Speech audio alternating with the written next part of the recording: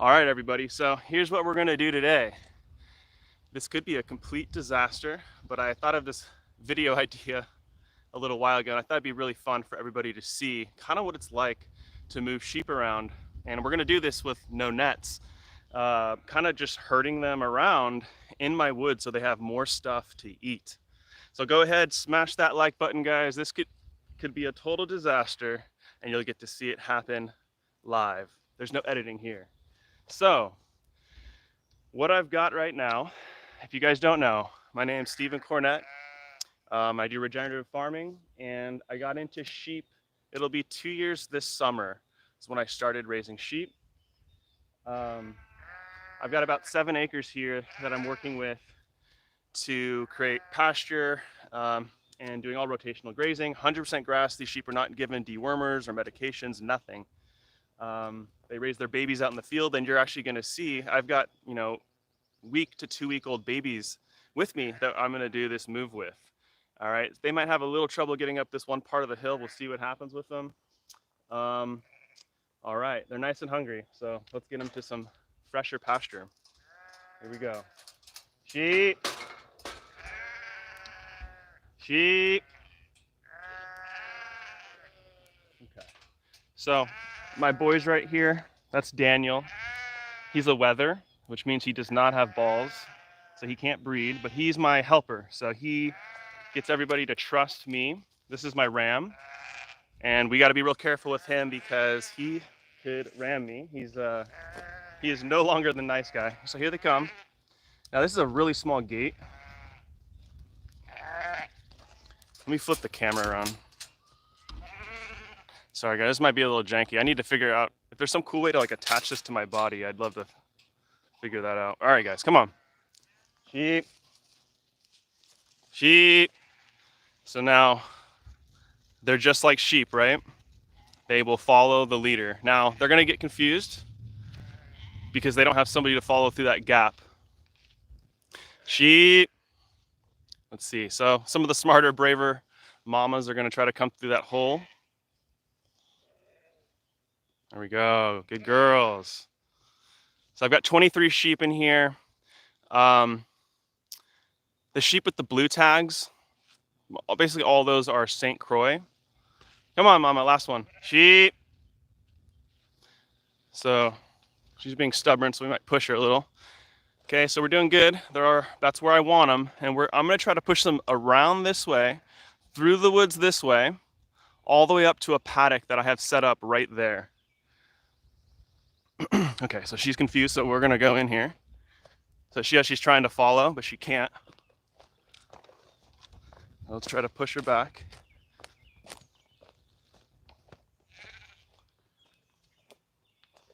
Okay, there you go, girl. I don't know, go back. So we'll just push her right up to the hole, and she'll see it. A little more. A little more. She didn't see it. Okay, so now let's try to go this way. And you know what? I think that's the sheep. I think I have one more mama left that hasn't given birth, and I think that's her. That's number 4. Come on, mama. Sheep. Yeah, these are all raised for meat, and these are Katahdin and St. Croix, all hair sheep. So these sheep lose their wool. You do not have to shear them, which is one of the real big benefits. Come on.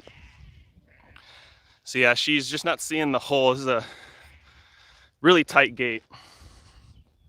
And this is not a normal move for them at all. Normally my moves are done, if you guys have seen any of my videos about the rotational grazing I'm doing, it's all done out there in the field with electric wire.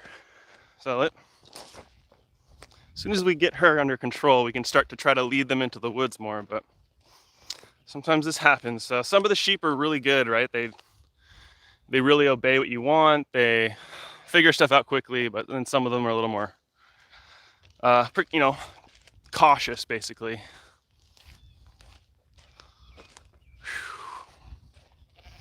So once we get these guys grazed out in the woods a bit. We'll take them up to that upper paddock, and then I'll show you guys around my farm, show you some of the things that are going on this spring.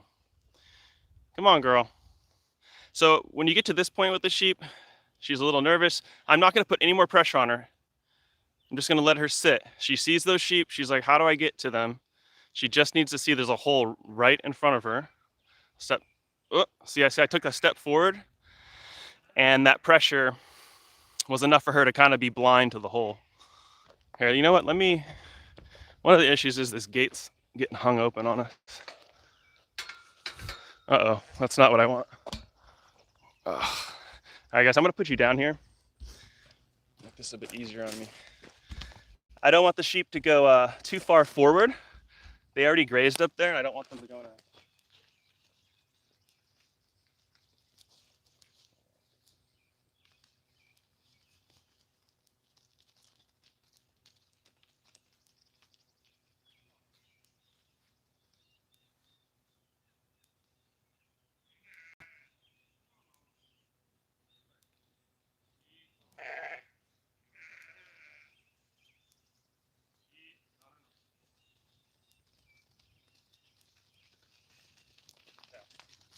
All right, they're pushed down there. That's what we needed. And I've got a net set up down here, so they can't go farther than down there. They're just gonna hang out and eat while I get this final sheep over there. So I think one of my issues is this gate. Come on, stay open. Okay, we got our gate. See if we can get her to do it.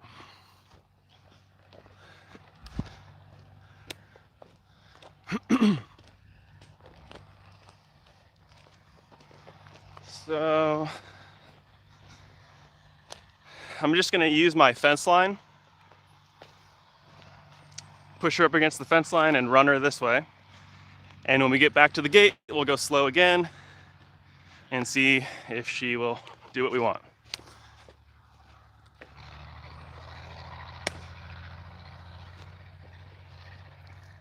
I don't know.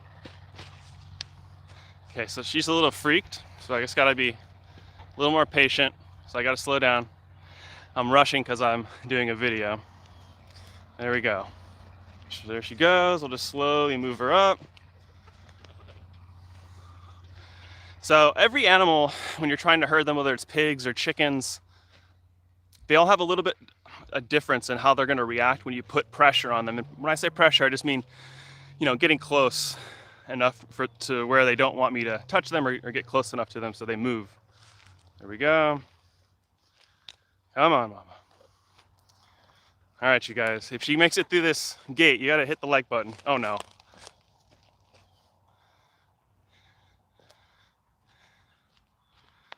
Come on.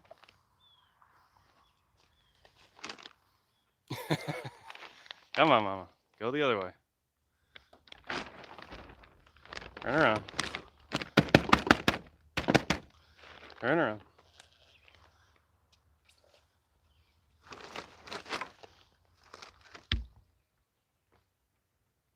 Gosh.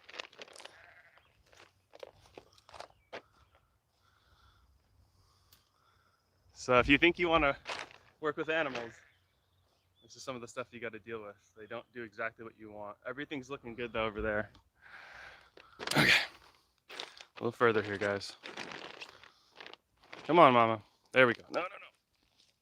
Go forward. She doesn't want to go that way because she wants to be with her flock. She thinks she's being separated. I'm really trying to help her.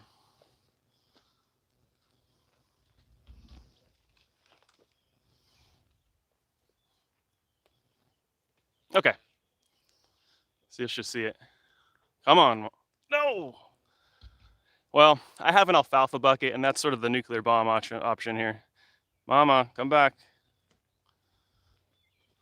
So now let's back off of her. I think she's naturally going to want to come back this way just because of the other flock. Let's see if she'll do it. Sorry, guys, it's a little annoying. Come on, mama.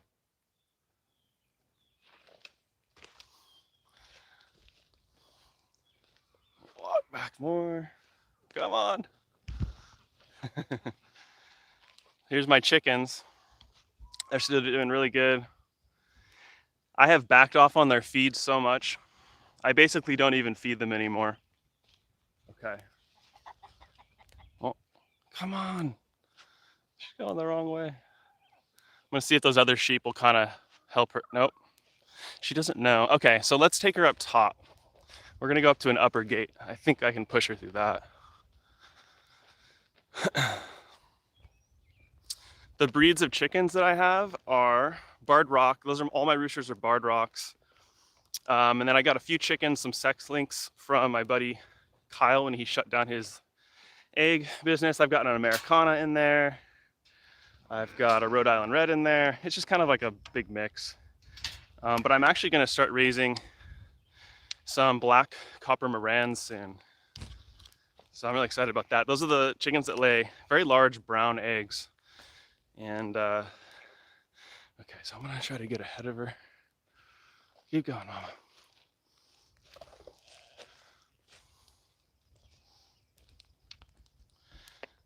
Yeah, this is actually the worst. I've never had to really do this before, but I also took through the smallest gate I've ever taken them through.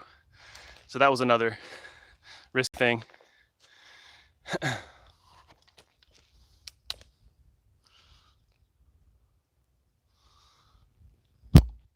Okay, guys, I'm gonna put you down so I can concentrate. The live stream will get better. Trust me. We gotta get this done. All right.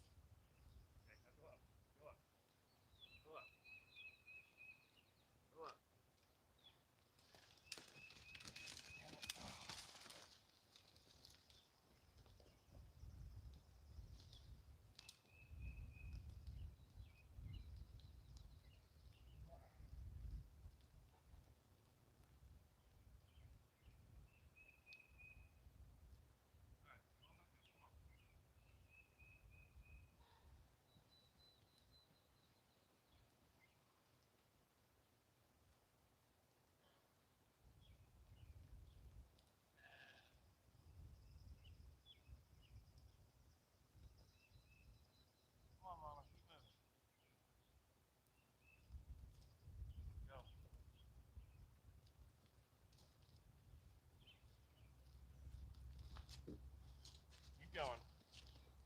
All right, this is our best chance yet. She's been through that gate a bunch of times, so.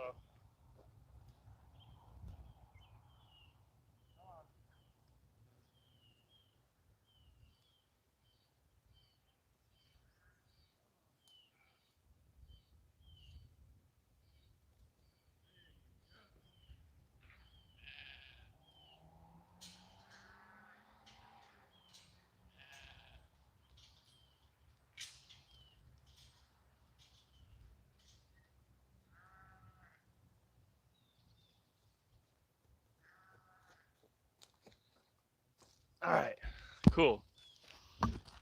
Finally got her. Hey, come on.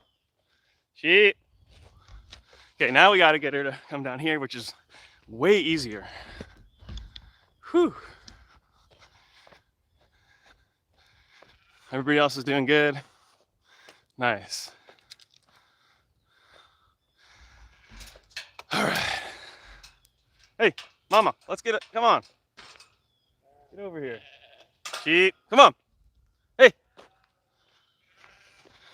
All right, guys, here we made it. Woohoo. Come on, girl. She's coming. Cool. All right, so this is what I wanted, guys. Whew. So, the reason that I'm even doing this right now is because with 23 sheep, it's a lot more. They eat a heck of a lot more food, and they are eating too much for my grass. So I've had to buy in another 30 bales of hay. I fed them that out there, but that kind of helps me because I'm trying to get more seed in this area to make it into a silva pasture. This is an area that I cut down, I don't even know, 100 trees, something like that in here, to create a lot more light. And I've got a video and that process of how I did that.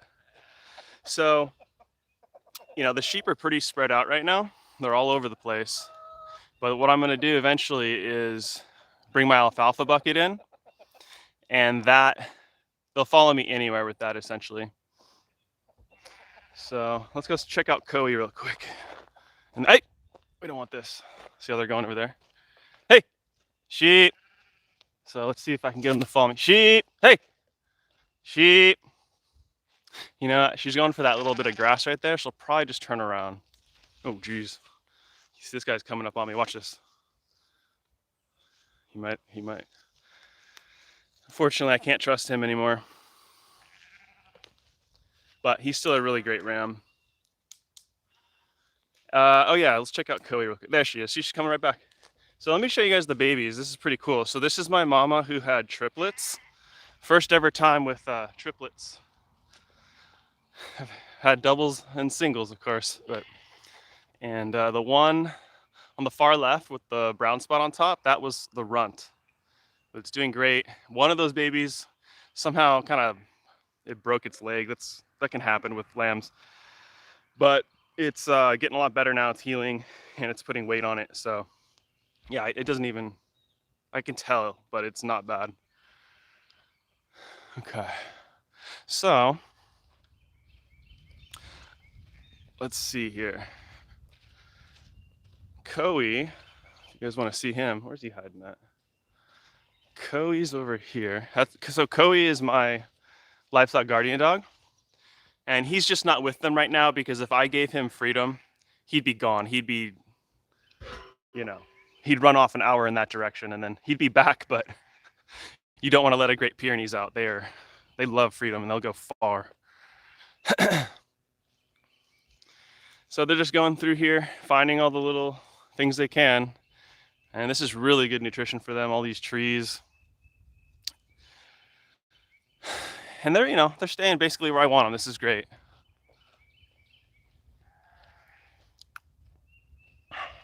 Oh, this is something new for those of you that watch my channel. I just added this. This is just rainwater collection. So, just some simple stuff from Home Depot. And then underneath this is IBC totes. I'll show you. I'm sure most of you know what an IBC tote is, but if you don't know what an IBC tote is, this is like the ultimate for storing. Oh, you know what? Gosh, they might find my alfalfa bucket up there. So what I do is it all drains into that, right? The tarp is just to keep the light off of it so that no algae grows inside. Just painting it from talking with other people. I've painted one many years ago. The paint eventually flakes off. So this is kind of the best way to make sure algae doesn't grow besides using bleach. It's got a valve on there. So this is 660 gallons sitting right there. This is all my fertilizer that I made from sheep and chicken poop. It's just with water. This is JLF, Jadam liquid fertilizer, which is an amazing nutrient. Everybody should have the Jadam farming book. Okay. I'm gonna try to call them together. They're really splitting up now. So what I'm trying to do is give them as much food out here as possible. And this is pretty fun. This is experimental though. All right, girls, come on. Sheep.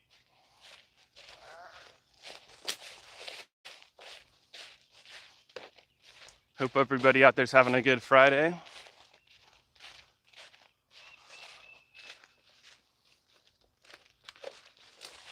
Problems with predators? No, because I have a dog and I have electric fence. And if you're interested in raising sheep, you need to have a dog. There's no other way to do it. I've talked to people who ran those nets for years, but then there's just one night where they somehow figure it out, and the coyotes will get in there and then kill everything, or kill many things. So, all right, guys, we're gonna go up. I think they found the, yeah, they did find the alfalfa bucket, of course.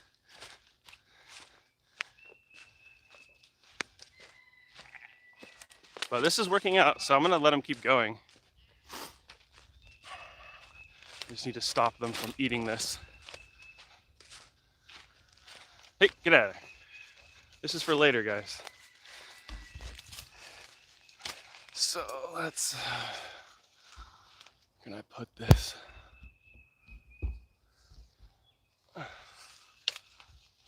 Sorry guys, this is a sort of a ridiculous live stream, but I'll eventually sit this down and talk to you guys.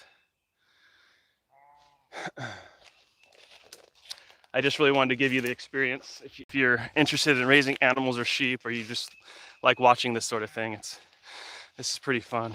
This is what I always wanted, to get to this level where I could kind of control where the sheep go. We got a few up in here, which is good for fertilizing this area. This is where I'm planting different trees and stuff. So thanks, Brody. I appreciate it, man.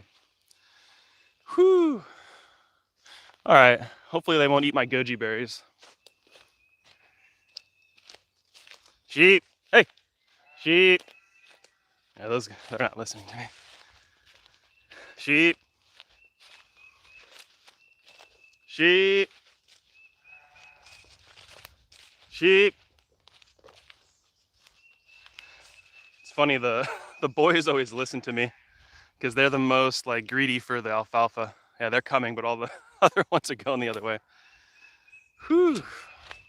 All right, you guys, so what have you been planting for spring? What are you working on? So this is a big area I've been dropping trees to. It's like my little shooting range area, but on the opposite side of this, I'm putting more like fruit trees and more, I have like pomegranates and the most subtropical kind of stuff I'm able to grow here in Tennessee, like cold hardy bananas and things like that. Where are they going? They're going over here. All right, let's watch the ram eat. So they love being in the woods, and there's just so much for them to eat. I mean, massive amount of nutrition, massive protein in certain leaves. And they'll just come through and really clear it out for me. Yeah, Jeremy, I did. I'm gonna, I'll take you guys over to the mushrooms once I put these sheep away. But until this gets like out of hand, I'm gonna keep them going because this is a lot of great food. And I can always bring them back in here again on another day.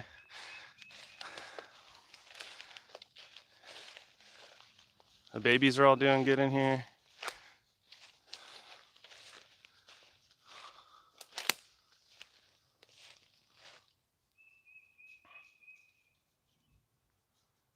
Cool. All right. Top shot, live chat.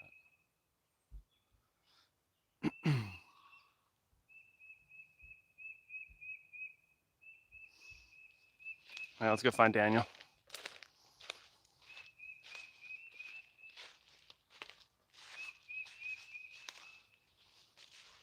So I've been really happy with having this animal, an animal that's kind of more like a dog. He was a bottle baby that I bought from a local farmer, and so that's why he's so docile. He comes up to me every time I come in the pen. He'll come up to me, and he's been great for just getting the flock to trust me, or getting them to go certain places.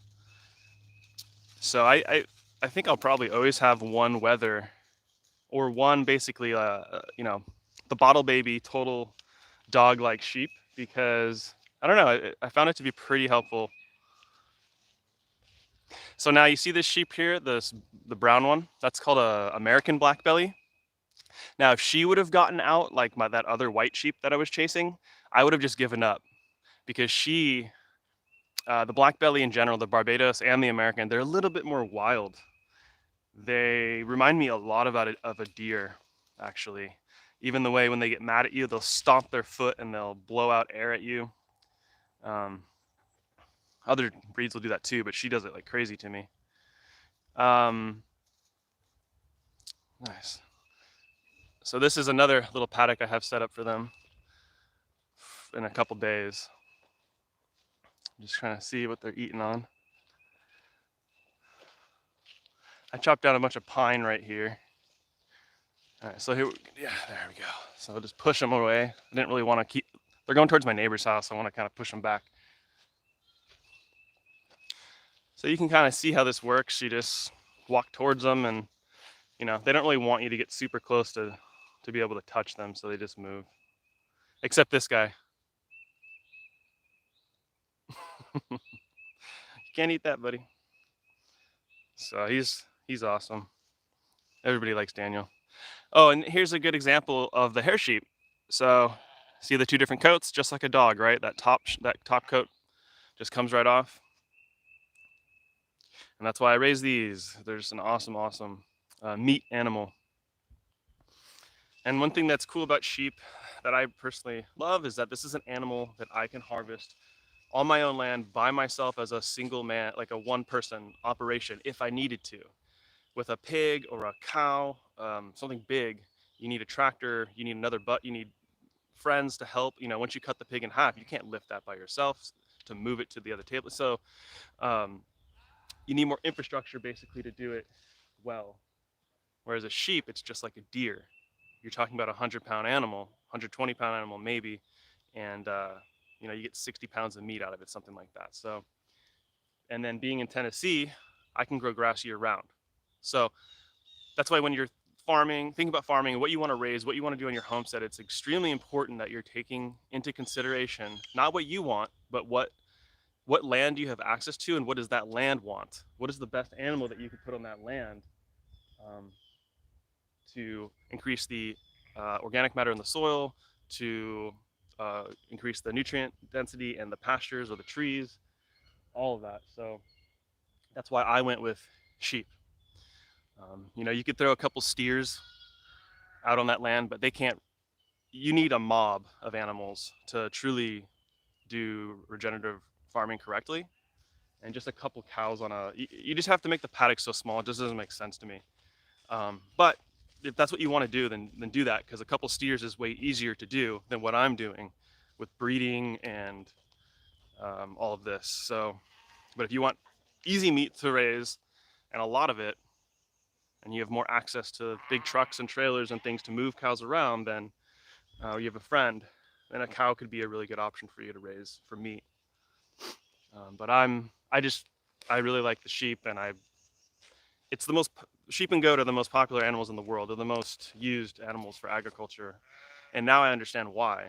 Um, they're just perfect. They just have so much going for them. So I'm a fan. But it's I consider sheep for sure is like the advanced animal for sure. Pigs and chickens are much easier. Yeah, so that's how I'd say it. Chickens are the easiest. Pigs are medium difficulty. Sheep and cows are advanced. But none of it's that crazy hard. It's just like anything in farming. There's a giant learning curve in the beginning that's crazy. But after 2 years into your third year of doing that new farming skill, becomes very easy. Not easy, but you know what you're doing at that point, and you're not making giant mistakes and um, all of that. Like just now, I've gone through all of the cycles of what it takes for sheep, from banding to tagging to babies to anything that could basically happen. I've seen most of it. Now, there's a bunch of rare situations that can happen with sheep going wrong, but you know, for the most part, I've dealt with it. And that's what it is. And it takes about 3 years, whether you're doing gardening or market gardening or cattle or whatever it is. Like I've just noticed that 3 years for any new skill seems to be that golden. If you're working hard on learning it and practicing it, you get really proficient by the third year. So I like to, before I really consider myself knowledgeable on something, I try to do things for like 3 years. And now they're going back up. See how far they go. So we got a few over there, a couple down here. Elise, hey Elise. Yeah, Daniel's chilling. Copperhead and rattlers. I've seen maybe one dead baby copperhead out here. That's it. I don't really see snakes. But I also have, there's a lot of hawks that are in here. My chickens are going through here. My neighbor has chickens. So what I have seen is a lot of the black rat snakes that we have in Tennessee, which I want to see as many of those as possible. Keep them coming because they are not poisonous. But I haven't seen any poisonous ones, thank goodness. Moondust, I have 2 different tomatoes growing, kale, lettuce, just my zucchini and cucumber. Excellent. And rainbow carrots. Those are my favorite. I love doing the rainbow carrots. They're so fun. All the customers love them too. Nice job. That's going to be a great little garden. We'll go up to my garden soon once we keep grazing these guys. If you guys, right, gut it and hang out like a deer. It's so easy, man. I love it. It's just so, skinning a deer or a sheep is a cakewalk compared to doing it to a pig, which has all that fat. You can't just tear the skin because all the fat comes with it. And on a pig, of course, you want the lard. So, man, I've only had to do one sheep. I forgot to show it on Instagram, but I had a baby. We had 3 days of a cold spell here where it was freezing for 3 days. It was a younger lamb, like 2-3 months old. And it was a 7-degree day. I went down there and the lamb was just laying on the ground and it had like just died because it was still warm. And I was like, well, I should try to harvest this and at least I can learn how to do it and get some meat out of it. And yeah, it was incredibly easy. I've watched like one video on how to do the process. So I didn't do the correct, proper butcher cuts. I just did it like, primal style or whatever, just cut it up how I knew the pieces of the animal come apart. But that's what's so cool about learning butchering other animals is once you've done enough types of animals, you've done a couple mammals, it's all the same stuff on the inside. Their skin's a little different, their fat's a little different, but for the most part, the parts inside are similar. So, it's pretty cool. Like I know how to do that now. It's just, I never, growing up, I never thought I would have those skills. It was something I was always interested in. I always wanted to go hunting or do something cool like that, but I didn't have any friends or people that knew how to do that or wanted to do that. So I think I may have had like one friend growing up that was a hunter in San Diego. Probably that's it. So, but to just encourage you guys that you can learn literally anything. It's crazy. Don't ever think that you can't.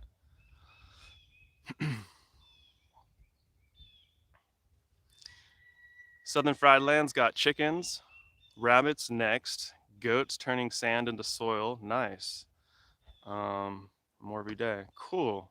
Yeah, rabbits. If you want to go rabbits, that's like the ultimate homesteading meat animal. Nothing's going to produce more meat more cheaply than a rabbit.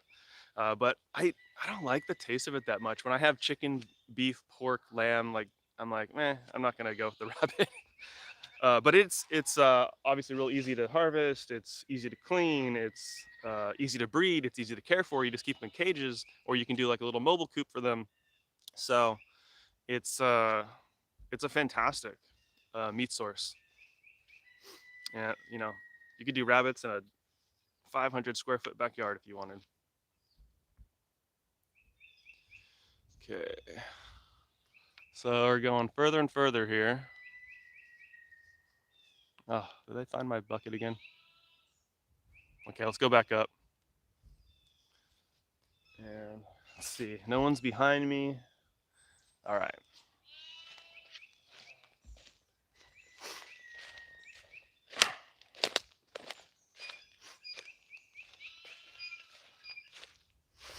That's pretty fun. I've been learning all the different trees that I have on my land, which it's not that diverse. I don't know. It's probably 15 main trees, something like that, species. But we got pine, we've got red oak, we've got white oak, we've got hickory, beech, sourwood, privet, which is one of my understories. Dogwoods, I love dogwoods. I've kept all the dogwoods. They're like these really pretty white flowers. Sometimes they're yellow. Mushrooms, yeah, we're gonna go check out the mushrooms in a little bit. Get out of there. Hey. Jeez. All right. All right, guys. All right, this is getting boring, so for you guys. So let me let's try to call them all over here. Sheep. Sheep. Sheep. Sheep. Sheep. Here they come. Let's see what they do. Come on, guys. Sheep. Okay, comes the boys. Sheep. So one issue is that they've got some good food over there, so they're not as excited as normally, but here we go. Once a few come, they all follow. So like if you can get a couple people to take a mask or wear a mask or take a vaccine, a lot of people will follow, right? It's just like that. Come on. Sheep. Sheep. Okay, so now deeper inside. Let the boys eat. And now I'll come around the outside and then they're gonna just naturally wanna go in there. Get in there. Okay. Get going. No. Turn around.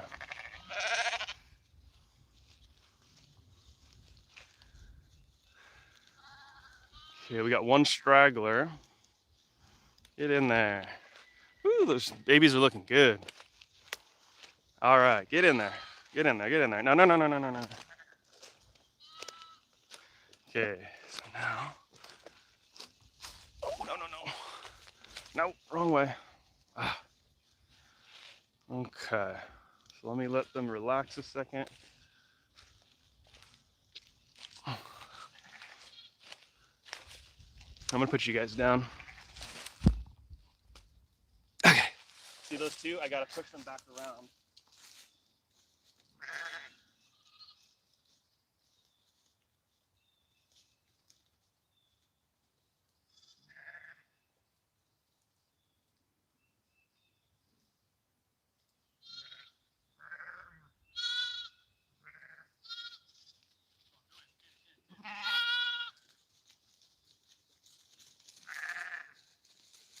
Oh no! All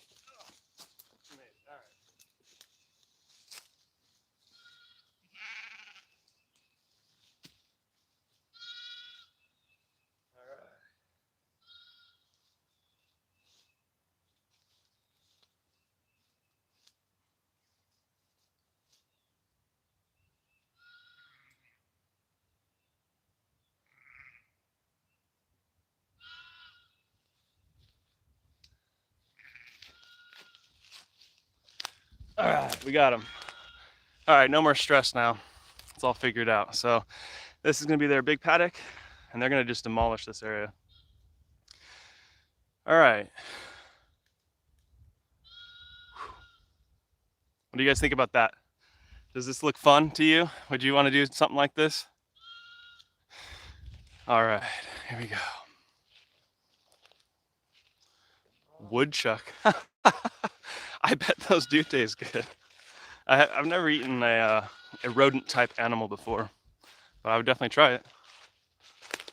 I've seen those what do you ever call them, the woodchuck or the prairie dog. When I saw one for the first time in Tennessee, I was like, what is that thing? That thing is a huge rat. So now, this is a day's worth of food. They're gonna clear all this out, no problem, in about 8 hours. And then I'll take them back to the other paddock. I'm not gonna leave them in here. I really don't like these nets anymore because I've had a sheep. One sheep got stuck and died in it. Another sheep got stuck and I got her out.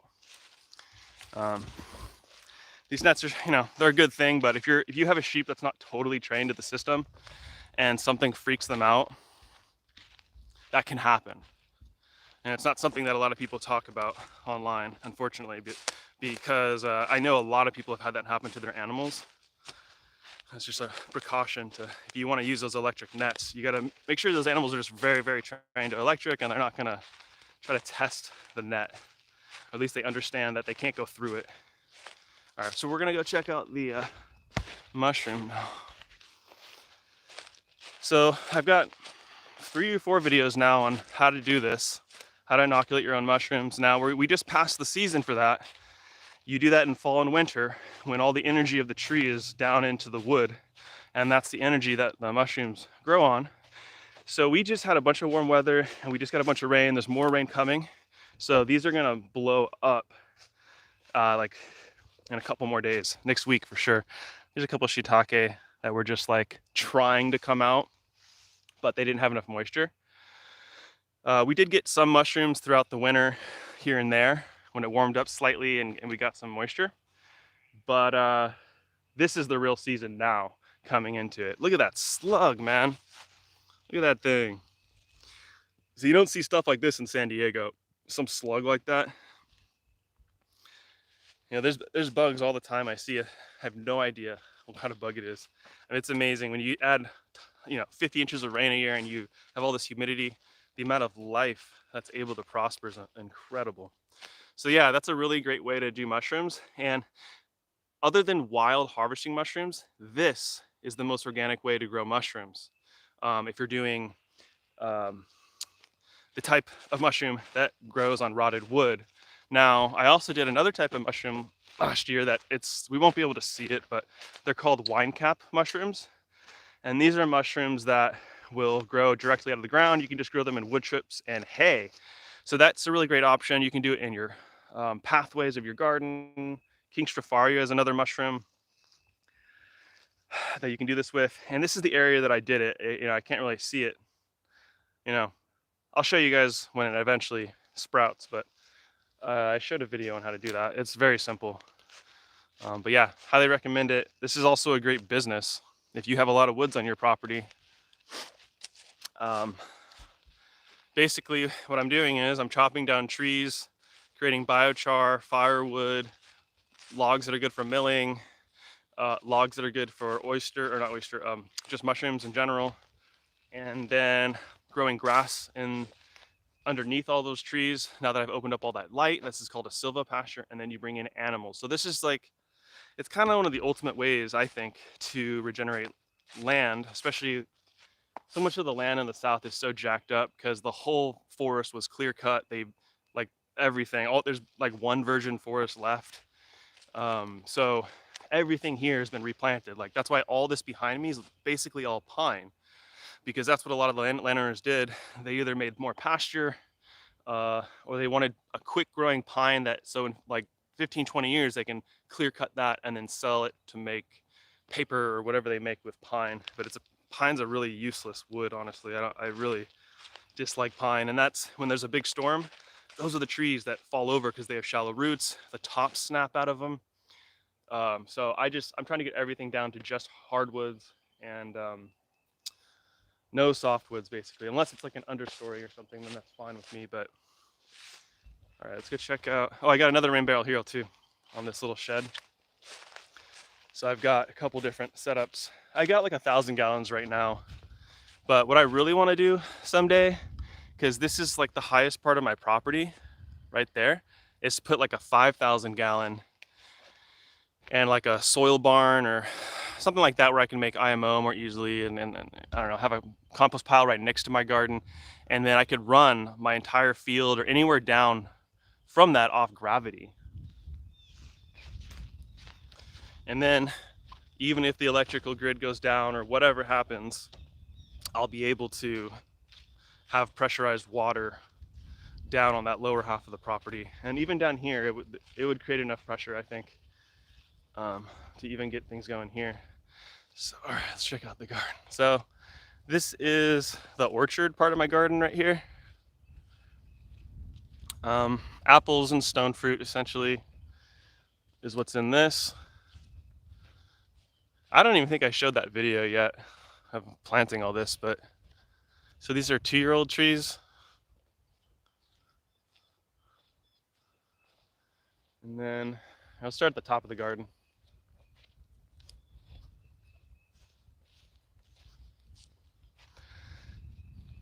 So beginning of spring here, what we got? We got some green onions planted right there. Different, I forgot what we planted there. Bok choy is coming in. Some more bok choys. This is called, what's it called? I'm blanking on it. Mugwort. For Korean natural farming, this is one of the best plants that you can make fermented plant juice from. It's also very medicinal.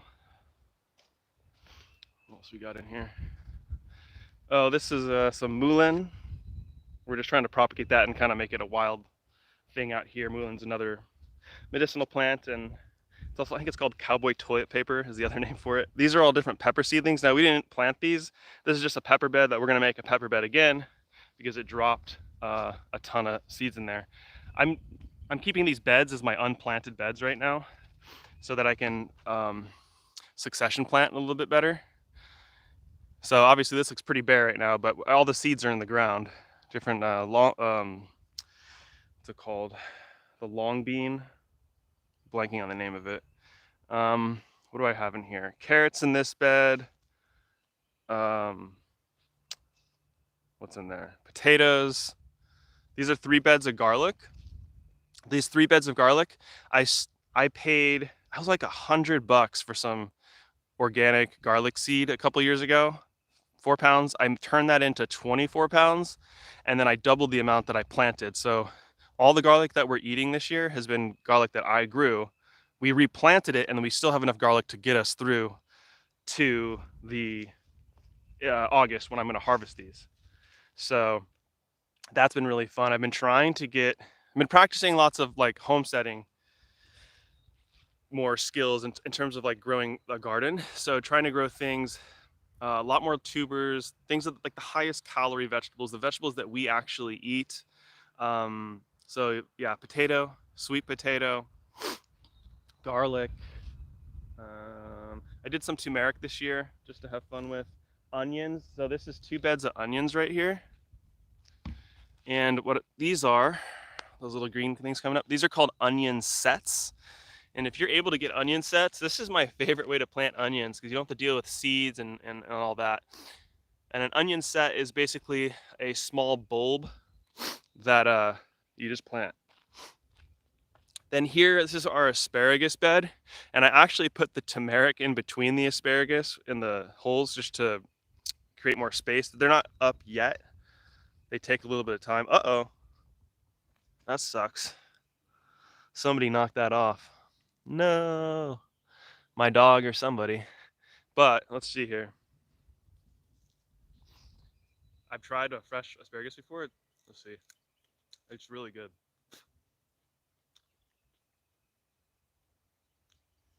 Kind of reminds me of a cruciferous vegetable, a little bit taste or something. It's very soft. Very soft. You can just eat it. You don't have to cook it. That's when the shoot just first comes up. So this is a 2nd-year bed. So we're not harvesting them. We're trying to get the energy in the root system to be a lot better. So that's what you're seeing there. This bed I'm saving for sweet potato. So as you can see, this is like the end of my garden. So that the sweet potato, if you guys have grown them, they go crazy. So I want the vines to go this way and then not into my garden. So that's why I saved this final bed for that. So I need to get those things going. That's the other thing I did was I was able to save my sweet potatoes and get those through to the next year. My potatoes that I planted this year, half of them, or 1 full bed, are from potatoes that I was somehow able to get to live through in my garage. They, had 2-foot long sprouts, but I threw them in the ground. We'll see if something comes up. I'm sure it will actually. And then I bought a few more potato seed. So sweet potato, and garlic. Those are the ones I've been practicing a lot to go through to the next season. So I don't have to rely on anyone. It's from my own stock. And that's what I'm doing with the sheep, right? I have a ram in there. I control the breeding. I control, the babies and how much food is produced. So just, trying to take full control over my food growing. So yeah, pretty stoked on the garden and everything. Now I got some more stuff here. I've got a couple more fruit trees here. These are they're peaches. They're all 3 stone fruits. Let's see. This is a line of berries. raspberry, heritage raspberry. We got golden raspberry. I think this is the Apache blackberry, so it's thornless. My wife really wanted a thornless berry. That's one of the really good ones. I think that's Apache, isn't it?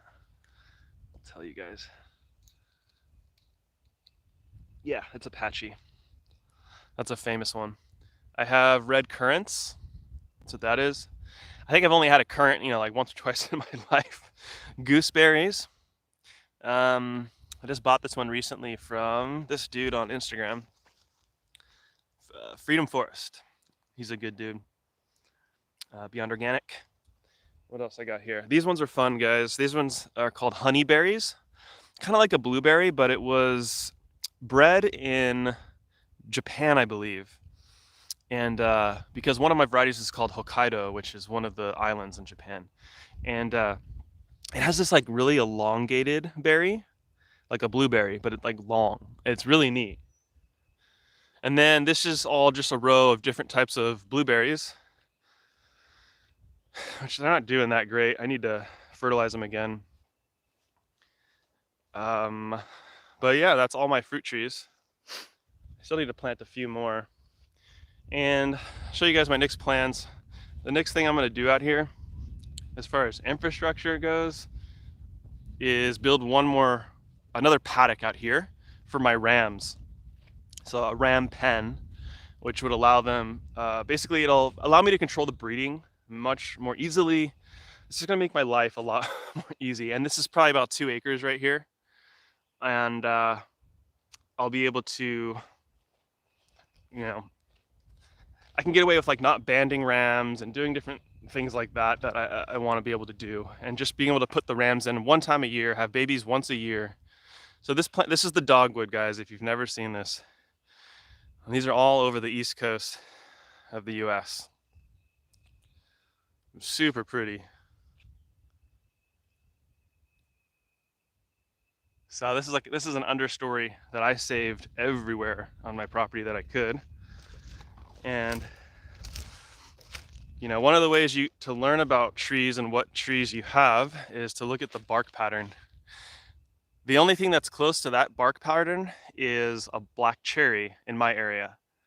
And it's, the pattern is so small, like these little cutouts here, I don't know what to call them, the little scales are much smaller. On a black cherry, they're big and thick and they have more grooves. And this is just one of the ways I've learned to identify the trees in here slowly over time. So I'm excited to get this done and get another huge paddock area, because what I've realized with these animals is the more areas you have to put animals, that's like a lockdown location, the better. Just gives you more options. And like you guys saw earlier, I had that other bigger gate that I could open up to let that sheep through. If I didn't have that gate, you saw I was struggling there to get her through that little gate. So just building your infrastructure in a way that gives you options is super important. All right, guys. Is there anything else that you want to see out here? Let's see what you guys are saying here. Any information about how to start a profitable market garden? Of course, I can talk to you about that. Here, let's go sit down. And then I'd love to, if you guys want help on anything, I'd love to answer your questions. I started farming about 12 years ago. I took probably 3 years off in between these. So like 9 years of 24/7, I've been doing farm work stuff.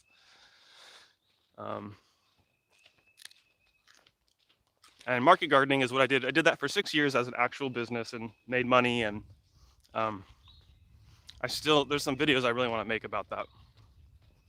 So we're gonna go over, sit down. You guys can watch the sheep.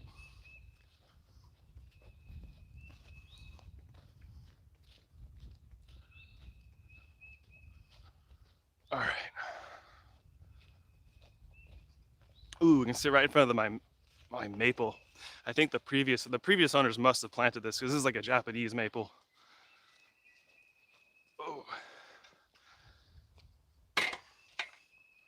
Okay.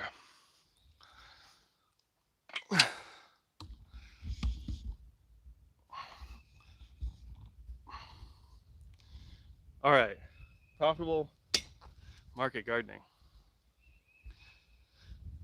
So when it comes to the market gardening, it is a very profitable field.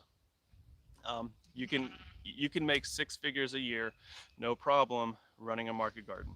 You're not going to work 40 hours a week to do that, and you're going to need a couple employees, but that is what's possible. Um, and I've done it myself at a smaller scale, and I've got dozens of friends at this point who do this. So the number one thing is to select the crops in your area that are going to be the most popular and the most profitable, especially if there's a hole in the market. There's not a lot of people doing a certain specific type of vegetable. So, for example, at the farmer's market in the summer, everybody has summer squash, tomatoes, cucumbers, and so you're only able to compete on flavor and the health of your food at that point, which we have a huge advantage of if you're a no tig, no dig, beyond organic type of grower. We have a huge advantage in our marketing, in our story of we're the actual farmer that's growing food for you. And um, yeah, so in San Diego and in most places in the US, salad mix and microgreens and heads of lettuce are going to be your top profit margin um, for your labor. So, and salads are widely considered by most. I'm talking about America, right? If you're in Europe or in some other country, you're going to have to think about what are those foods that are popular that people are willing to pay a higher price for and that you can kind of distinguish yourself with. Salad mix is that for most market gardeners because you can't really compete against the quality of a salad mix that was harvested within 1 to 2 days of being given to you. I would harvest the same day, go to the farmer's market and sell it. So it's impossible to get it fresher unless you grow it yourself.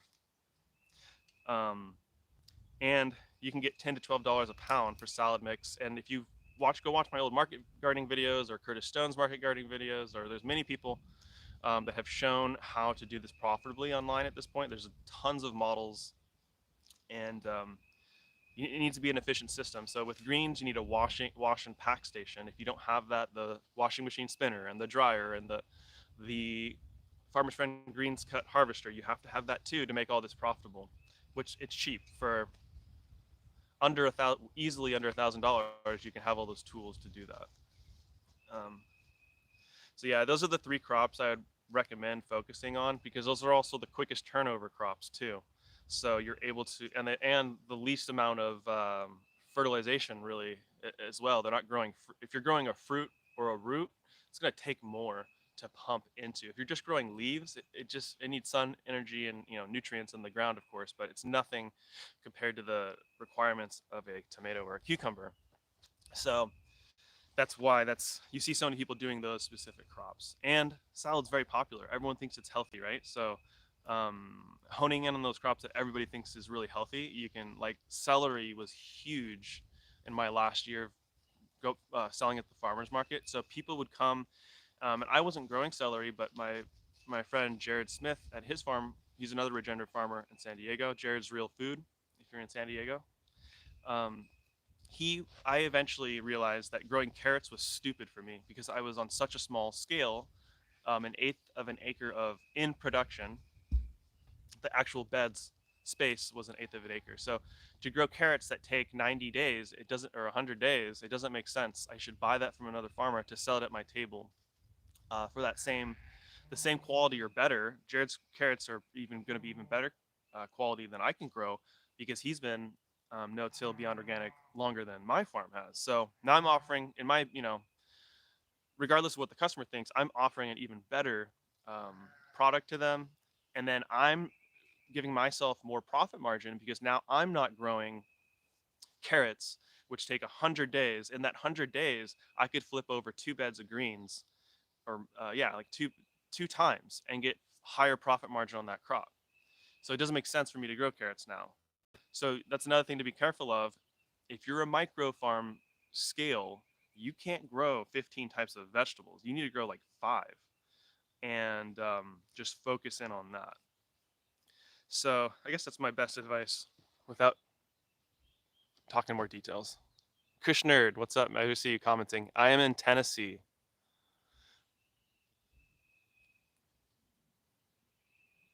Oh, cool, Jeremy. I'll have to try pickling asparagus. I've never tried that. Seminole pumpkin. I've never tried that, but I think the Seminole Indians are the ones who lived in the South, if I'm not mistaken.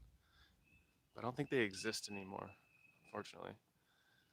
Could have been the Cherokee. There's Cherokee that were in this area too, in my area.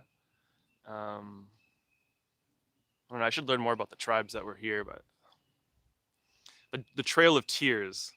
I'm sure you guys have learned about that in history. That's kind of in my area ish. How do you tell a dog when it's bark? Yeah, like that's hilarious. That is how you tell. That's the bark.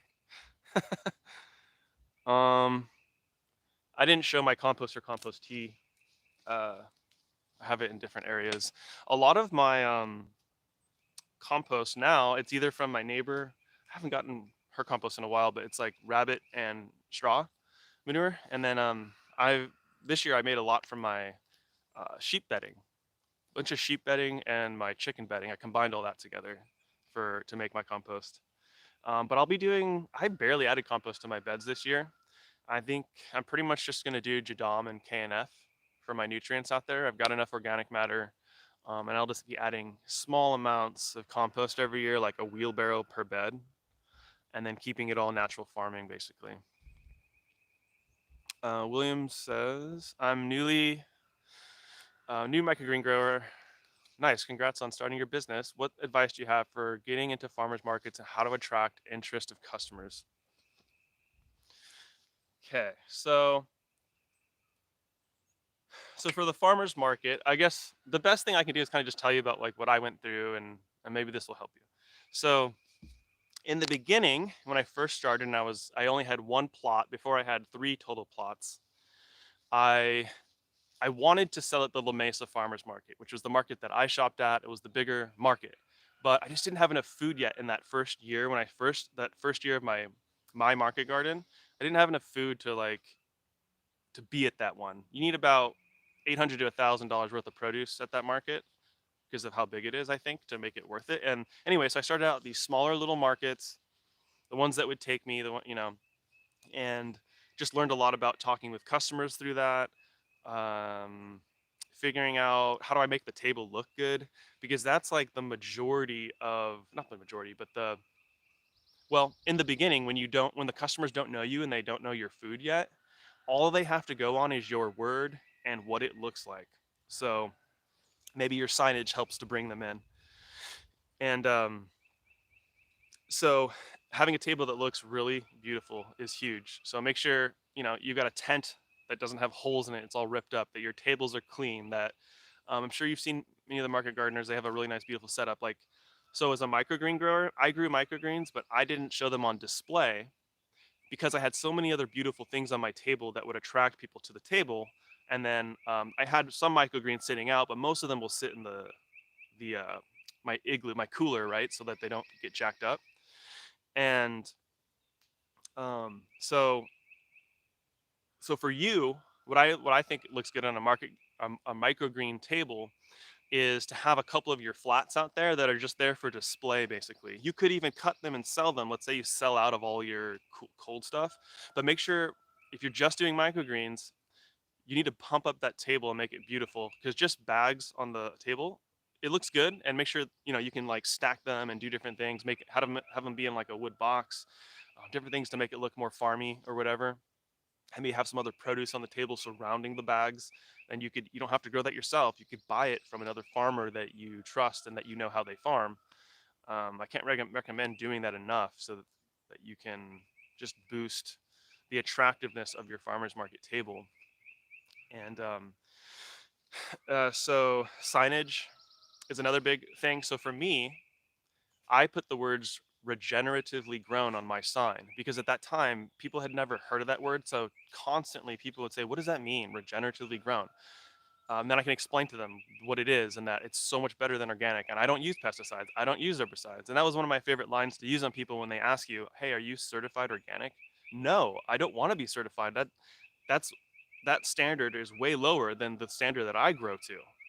And legally, you cannot call yourself organic unless you are USDA. You pay off the government and give them a couple grand to be a part of their little mafia gang. So I don't recommend doing that. And small farmers, you are the brand. You don't need to be certified organic. The big guys in the store that aren't face to face with their customers, they need to be organic because you need to develop some sort of trust with the customer without being in front of them. But us, we can show them on Instagram or our YouTube channel, this is how I farm. Check it out, or just through images or pictures. Um, and then, so with microgreens, here's the way that I stood out. There was one dedicated microgreen grower at my farmers market, which are great. They're great farmers, and they just, it's been amazing them watching them expand their farm and get better and better. And Kellen is the one who's, yeah, I mean, he's kind of, it seems like he's kind of taken over more charge of it. It's really, really, really awesome. He's probably 19-year-old now, something like that. Anyways, um, one way I kind of differentiated myself because they had all the different types of microgreens, right? They had a mix, and they had this and this and this. But what I realized is most people, they just want a mix of microgreens. Many people haven't even tried microgreens before. So I tried to make a mix that would appeal to the most amount of people. And it's just like an add-on because I was already selling salad mix and heads of lettuce. That's a lot of salad, right? So how do you get somebody to add that on to their salad mix? Well, you can just say, well, this is a great salad topper to mix in with your salad. It's delicious, more nutrients. So you could kind of talk people into it that way. Um, my microgreen mix, I did like usually a couple of brassicas, broccoli, kale, 10% radish for a little bit of pep, and 20% radish maybe, and then sunflower. I was doing pea, some beet, but those got annoying because they took longer, and I wanted to just have to get my timings of my microgreens like really dialed in on that mix. I ended up switching. I just did sunflower, broccoli, radish, and then like kale, tatsoi, some other brassica. Um, and that ended up being great, and people loved that, the flavor of that. So I just did a mix, and I tried selling individual bags, like of just radishes or just sunflowers, and there were a lot of customers that liked that. Not so much the radish, that was less popular. The sunflower is the most popular, I feel like, microgreen, and it's probably the best tasting just on its own or on a burger. But what I truly found at the end was that it just made more sense to just grow a mix. So there's less items that I have to deal with when I'm prepping everything, right? Um, so I ended up switching away from doing individual stuff altogether, and I just did a mix. And now I had a couple customers like, Steven, I wish you would just sell sunflower or just sell radish. Now, of course, I want to please my customers, but don't. This is a good business tip for any business. Don't listen to your customers, but also don't be swayed too much by them because they can pull you into a direction that's gonna really damage your profit margin. Now, because if I wanted to say, yeah, I'm gonna take care of these couple customers that want these individual bags and make an extra 20 bucks, but in order to make that extra 20 bucks, now I gotta have a couple other flats that are timed separately. It's taking up space in my mind. I have to I have to wash and dry and bag this separately from the mix. So now I'm doing like two separate microgreen mixes basically. So you're taking up more time for 20 bucks. That's not smart. So um, obviously it's very important to listen to what your customers want, but within reason so that they're not pulling you in a certain direction that's not actually profitable for you, which is very easy to do as a farmer because a lot of us really care about our customers. We want to give them exactly what they want and all that, but don't um, don't go too far with that.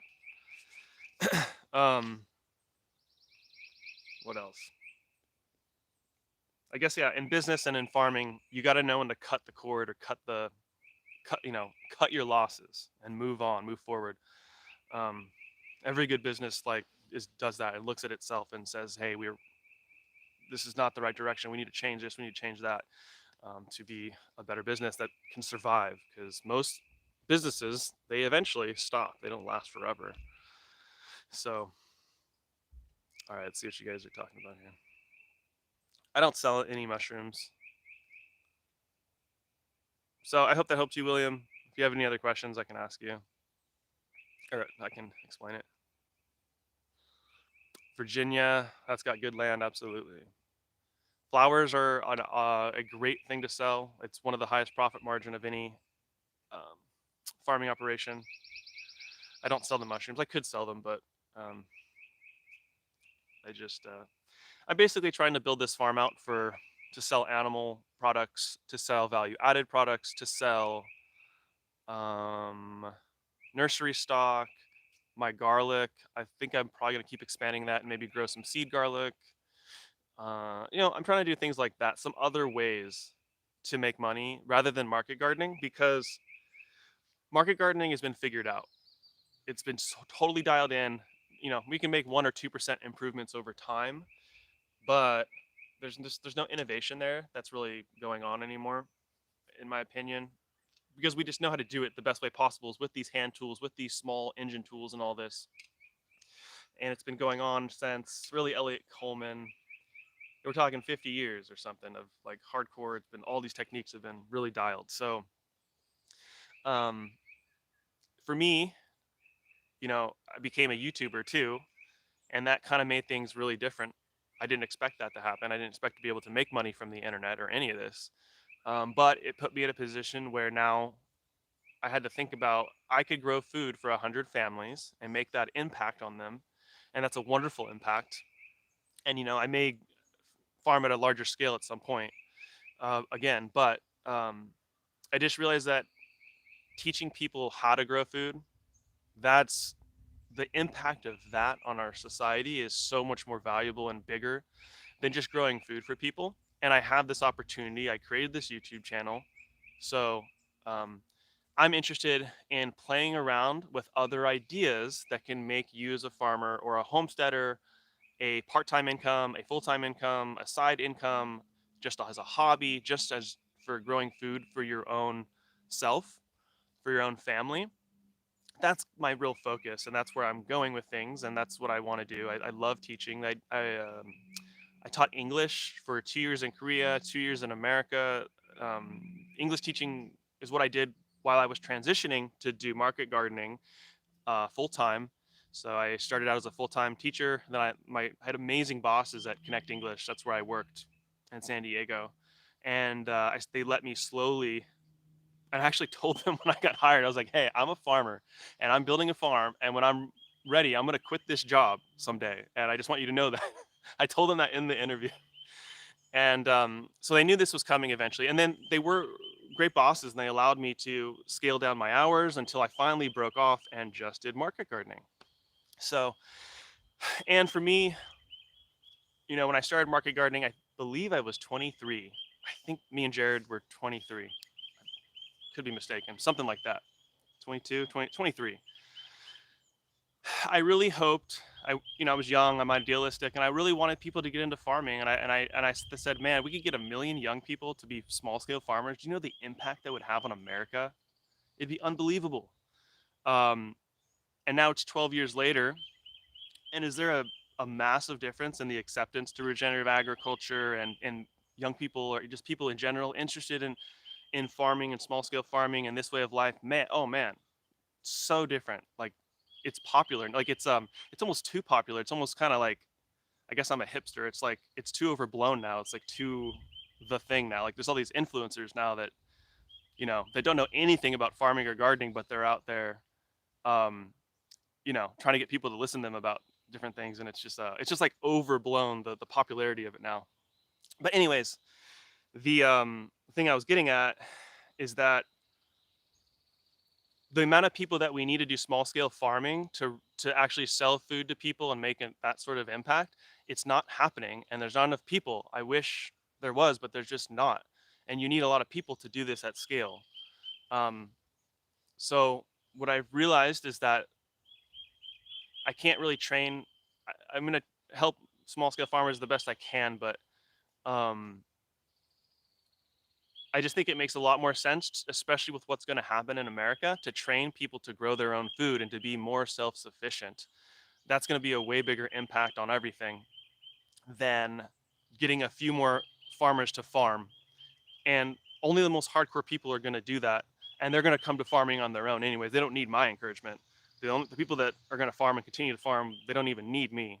So, anyways, I guess I've kind of realized I want to kind of focus back, not back, but I want to focus more on the homesteader, the home gardener, the home grower, the small scale farmer, and how can you make more money on land and smaller scale land. And so, anyways, I'm just kind of spitballing here about my business, I guess, and what I'm trying to do. So that's what I'll be doing and continue to do at this point. And just experimenting, like, because I have been able to make money from YouTube and stuff, I get to do things that other people can't with their farms because it'd be too big of a risk. You need to have guaranteed income. You can't like do this fun little experiment over here and have it fail because you need to keep, I couldn't do that when I was running my market garden. That's why those my older videos are just about market gardening. There's experiments too, but um and I just love experimenting and doing all that. So that's why, I did this last year. I did massive soil testing on that field, and we're doing natural farming out there, and we're doing just animal grazing. I'm not doing cover crops. I'm doing all this stuff to create a lot of evidence and show how you can do this on a bit larger scale than I was at. Still small scale farming, but showing regenerating land using natural farming and animals, only natural kind of low tech techniques of how you can uh, just grow incredible amounts of food. And anyway, so that's kind of where I'm working on that in the background and trying to get people to use Jadam and natural farming and stuff more. And hopefully I can work with some of these bigger farmers out here. That's my kind of big dream, is some corn farmer lets me put my stuff in his sprayer versus the chemicals, and getting to play with that more, and getting to show that on YouTube. How cool that I'm able to do that. So that's what I'm trying to do. So okay, here we go. This is so good. Mitchell says the problem I'm having is finding that job that will allow me to transition over to farming. This is huge, and this is the thing that is on my mind a lot. Is that not everyone, you know, the amount of people that can make money and be an influencer and do YouTube and also homestead and do a homesteading channel about YouTube, about do a YouTube channel about homesteading and farming, that's getting harder and harder and harder to make money at, or to do that. There's always a chance that you can do it, but I wouldn't say like go into it relying on that is going to be your income source or something. I think that's not smart.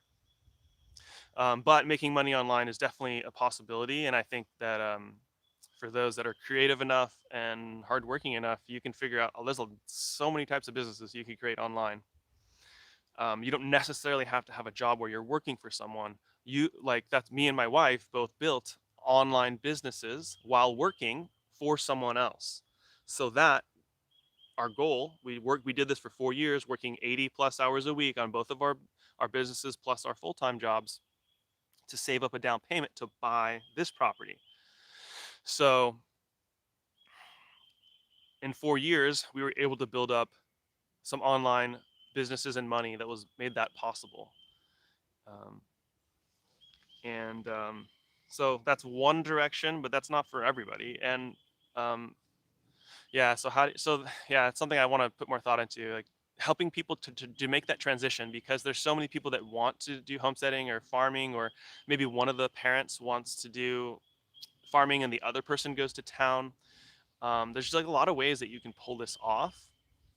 And yeah, trying to come up with more strategies for you guys. And actually, the video that I'm almost done editing, that I shot in Missouri with Gooseberry Bridge Farm, they did just. It's going to be a great episode because it's going to be all about this. He was working in IT for 25, 30 years. Um, he was the sole breadwinner in the family. The mom was a stay-at-home mom. They have 6 kids, and he talks about transitioning from the IT job into they're just doing their homesteading and farm now. That's it. And they're barely. I mean, and they do give you guys a little preview. They're doing flowers. Someone mentioned flowers in here. It's a fantastic farm product, but they're doing a U-pick flower operation. So their farms all revolved around bringing people onto the property to make money. So they do tours with animals, and they do or education and tours about animals. They do the cut flowers. They make a few different products that they sell. They, anyways. So I think that'll be interesting. So I want to try to reach out and maybe interview some more people that have gone through this transition process and how they did it, because that is the real tricky thing, is how do you do that? Um, and it depends on your what you do, what's your skill set, what do you do for a living, right? It's hard to speak to all of those possible questions, but um, yeah, I don't know where to go with that. But that's a really good point, and something that I need to be thinking about more. And that's a way that I can help you guys more. So thank you.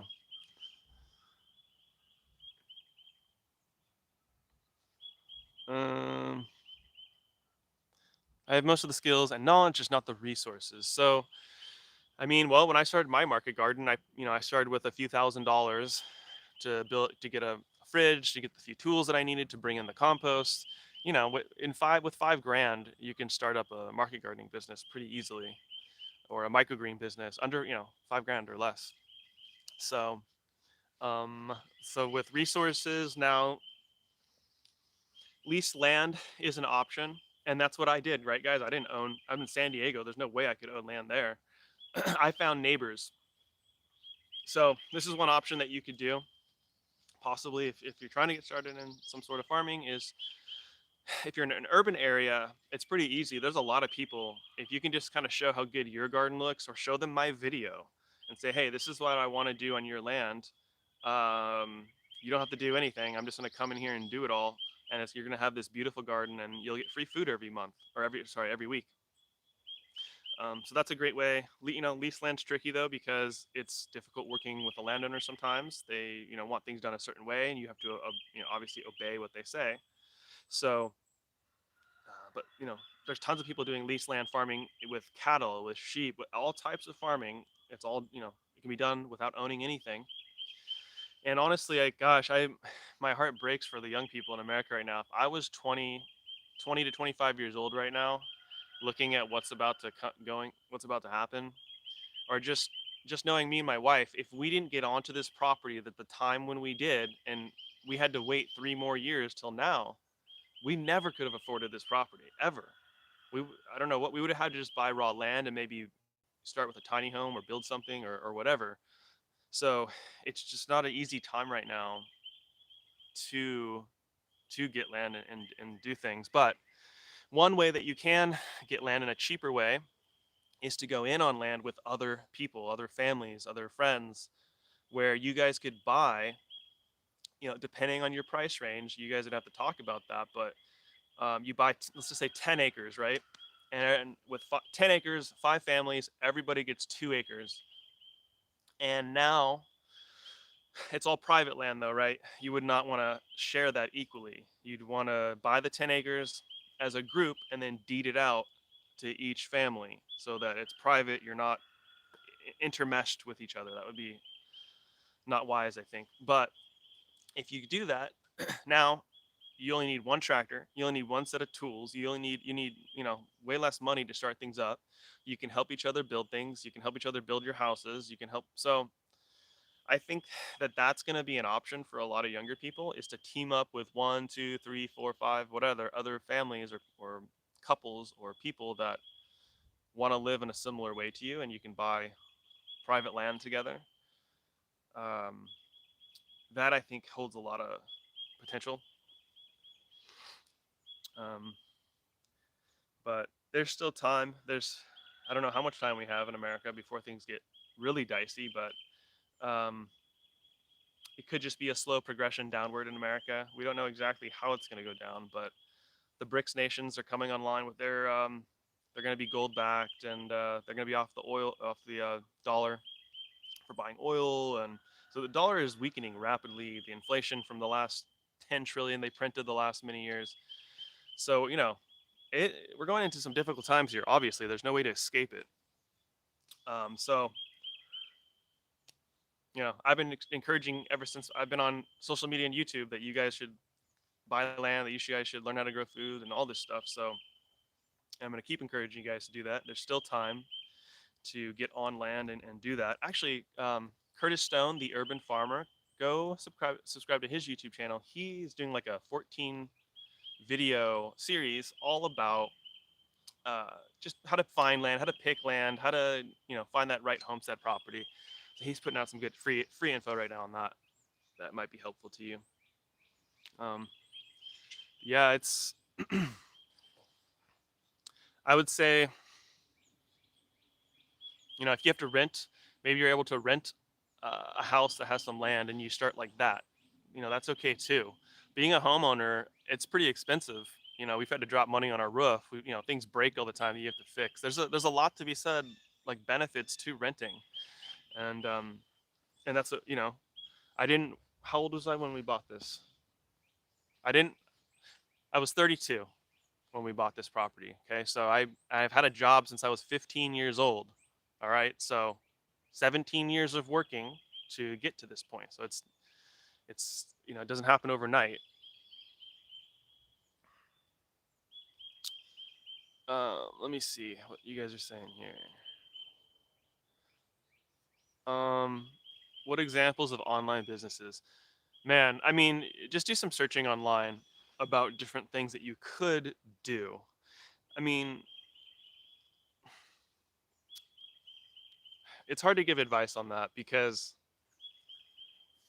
it's kind of like a personal journey that you'll go on to kind of discover all this stuff. But what can you sell? What are the let's zoom out as a business. You can sell a product and you can sell a service.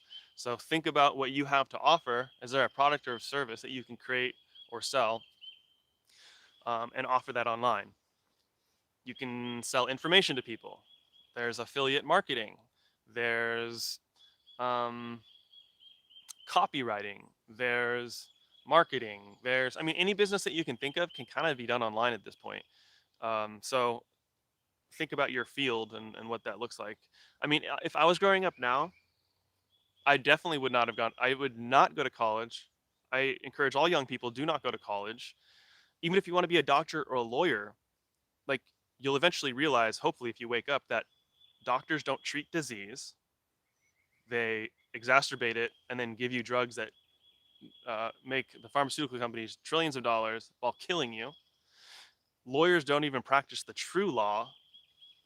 We're under maritime law, which is a complete farce and a horrible thing.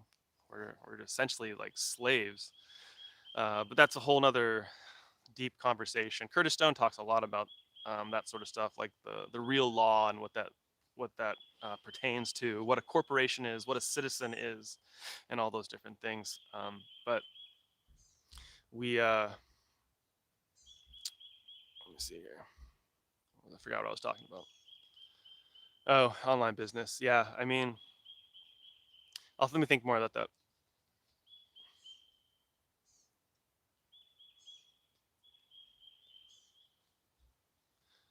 Yeah, I mean that's the thing. Is bokashi anaerobic? It is.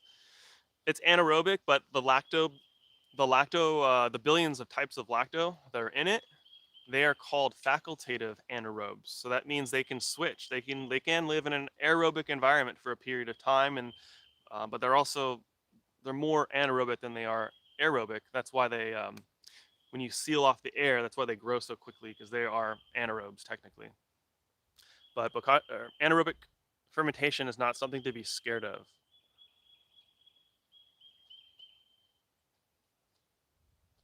Yeah, Jeremy, COVID woke a lot of people up to how the world really works, or at least it sent them on the journey of figuring out how the world really works and who's in control of it and why what we see going on in society, why those things are happening.